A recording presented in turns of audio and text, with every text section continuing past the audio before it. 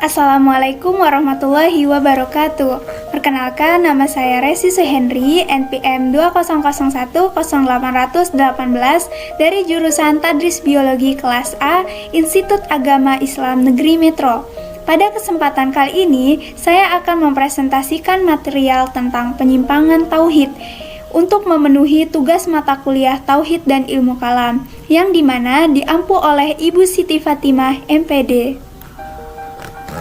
Pada kesempatan kali ini kita akan belajar bersama-sama tentang pengertian syirik, pengertian kafir, pengertian munafik, dan pengertian murtad. Yang pertama, ada pengertian syirik. Pengertian syirik. Syirik adalah mempersekutukan, mensyariatkan, atau menyamakan Allah Subhanahu wa Ta'ala dengan makhluk, atau sebaliknya mengangkat makhluk lain sebagai Tuhan. Perbuatan tersebut adalah dosa besar dan kezaliman terbesar. Manusia yang melakukan syirik pada hakikatnya adalah menganiaya dirinya sendiri, menyeleweng dari fitrah, dan menyimpang dari logika yang sehat. Praktek syirik banyak ditemukan di internet dengan tujuan untuk melayani pengunjung yang ingin berkonsultasi mengenai masalah kehidupan. Media sosial juga menyediakan grup atau layanan yang memuat berita yang mengandung unsur syirik.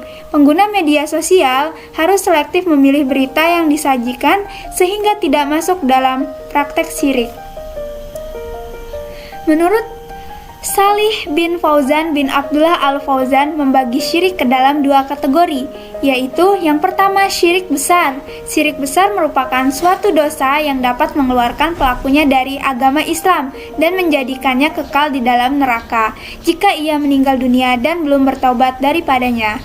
Syirik besar adalah memalingkan suatu bentuk ibadah kepada selain Allah Subhanahu wa Ta'ala, seperti berdoa kepada selain Allah Subhanahu wa Ta'ala, menyembelih kurban dan bernazar untuk selain Allah Subhanahu wa Ta'ala, seperti untuk kuburan, jin, dan juga setan.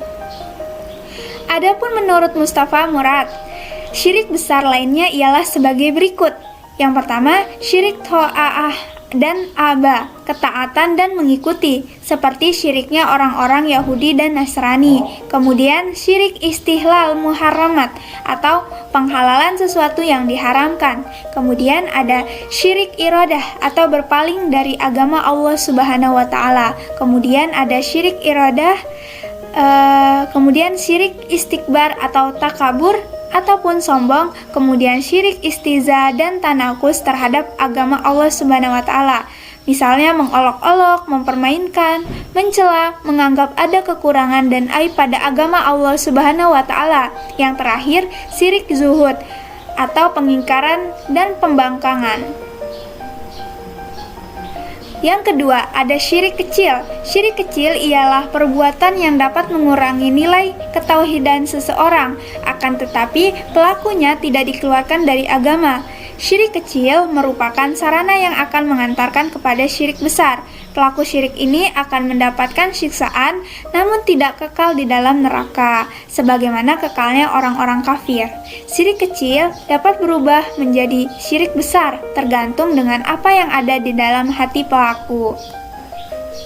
Kemudian ada kafir. Pengertian kafir. Kafir berasal dari kata kafa, yakfuru, dan kufran, yang berarti orang-orang yang mengingkari Allah Subhanahu wa Ta'ala. Di dalam Kamus Besar Bahasa Indonesia diartikan tidak percaya kepada Allah dan Rasul-Nya, sedangkan menurut istilah adalah mengingkari agama Allah Subhanahu wa Ta'ala, mengingkari wahyu-wahyunya, mengingkari Rasulullah SAW, serta mengingkari malaikat-malaikatnya, takdir dan hari akhir termasuk kategori kafir. Jenis-jenis kafir. Jenis-jenis kafir menurut Harifuddin Cawidu. Yang pertama ada kafir al-inkar atau kufur al-inkar. Kafir al-inkar yaitu kekafiran dalam arti pengingkaran terhadap eksistensi Tuhan, Rasul-Rasulnya, dan seluruh ajaran yang mereka bawa.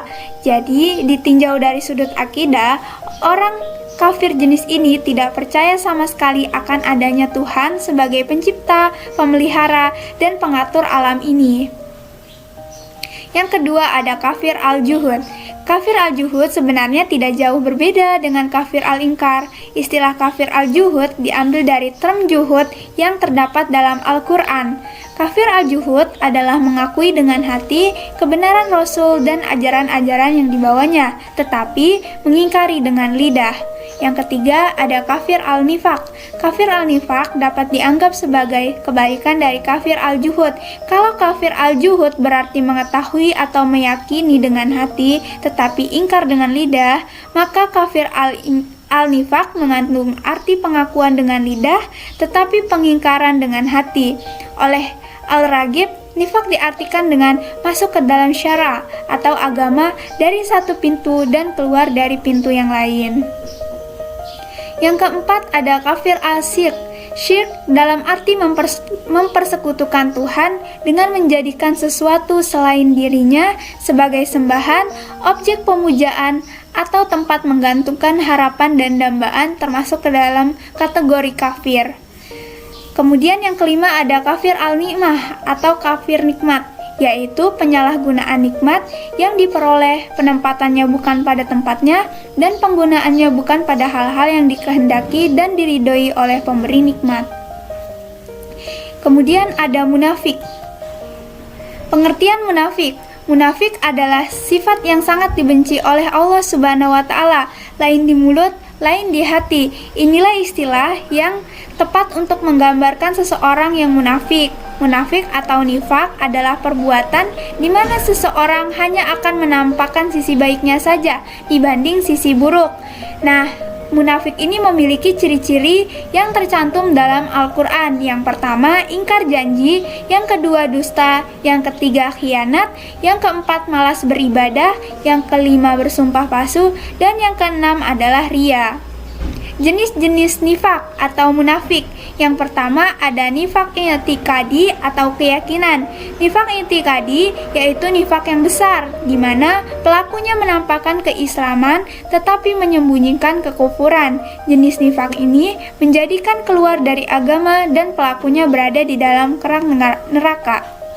Kemudian yang kedua ada nifak amali atau perbuatan. Nifak amali yaitu melakukan sesuatu yang merupakan perbuatan orang-orang munafik tetapi masih tetap ada iman di dalam hatinya.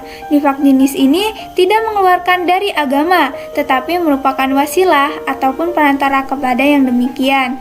Pelakunya berada dalam iman dan nifak. Kemudian ada pengertian murtad.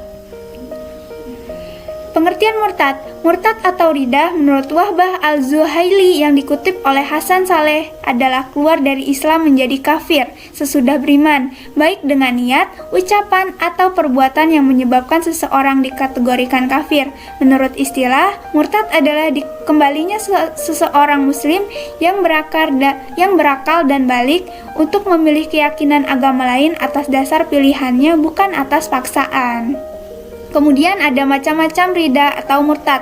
Yang pertama ada murtad dengan sebab atau ucapan. Seperti contohnya ucapan mencela Allah Ta'ala atau Rasulnya, menjelek-jelekan malaikat atau salah seorang Rasul, atau mengaku mengetahui ilmu gaib, mengaku sebagai nabi, membenarkan orang yang mengaku nabi.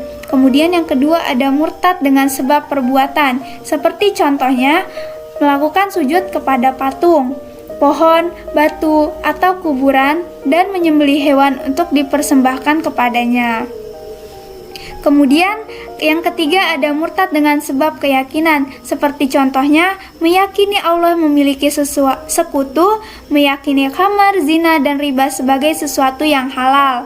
Yang keempat, murtad dengan sebab keraguan, seperti meragukan sesuatu yang sudah jelas perkaranya di dalam agama, seperti meragukan diharamkannya syirik, khamar, dan zina, atau meragukan kebenaran risalah Nabi SAW atau para nabi yang lain, atau meragukan kebenaran nabi tersebut, atau meragukan ajaran Islam.